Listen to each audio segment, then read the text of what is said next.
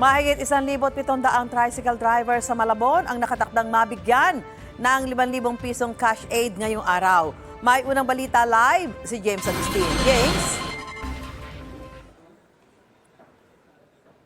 Susan, good morning. Maagang pumila yung mga tricycle driver na kukuha ng ayuda sa ikalawang araw na pamamahagi niyan dito po sa Malabon. 3:30 na madaling araw pa lang kanina ay nagtungo na dito sa Malabon Sports Complex Oval ang ilang tricycle driver na nasa unahan ng pila. Mula sila sa Barangay Dampalit. Inagahan daw nila talaga ang punta dahil papasada pa sila mamaya. Malaking tulungan nila ang 5,000 pisong ayuda mula sa gobyerno lalo pat pumalo na sa 86 pesos per liter ang mabibiling gasolina sa lungsod. Natapisan ng araw ng hanggang 200 piso ang kita kada araw ng mga tricycle driver na aming nakausap. Ang iba pumasada na muna para may maagang kita kaya mga misis nila ang pumila para sa kanila.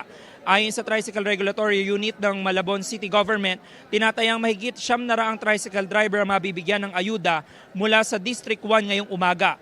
Mahigit 800 naman mamayang hapon mula sa District 2. Kahapon nauna nang nabigyan ng ayuda ang 749 na tricycle drivers sa lungsod. Ang hinahabol ko kasi namin para po matapos kami ng maaga para makabiyahe rin ho kaagad. Kasi may mga service din ho kasi ako. Pagka nagtagal-tagal, marami na ho ito. Matatagalan na kami sa pamamasada, pabalik ng pamasada namin.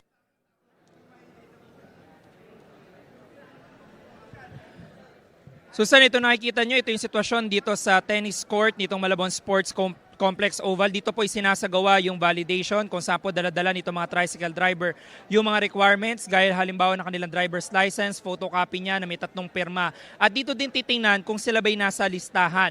At nakita natin napakadaming mga tricycle driver na nandito at meron pa po na nasa labas na nakapila at nililimitahan nila yung mga makakapasok na muna dito sa loob. Mula naman po dito ay magtutungo sila dito sa maglalakad lamang ng kaunti patungo dun sa basketball court kung saan isasagawa po yung payout nitong 5,000 piso na ayuda. Yung manilitas mula po rito sa Malabon, ako po si James Agustin para sa GMA Integrated News.